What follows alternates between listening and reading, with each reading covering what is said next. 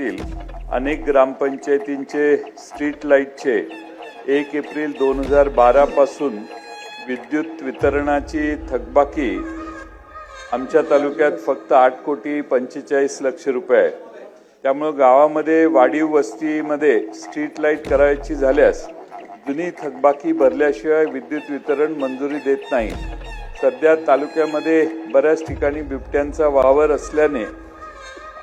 असल्याचे आढळून आल्याने वाडी वस्ती वास्तवास असणाऱ्या लोकांची वारंवार स्ट्रीट लाईटची मागणी येत आहे।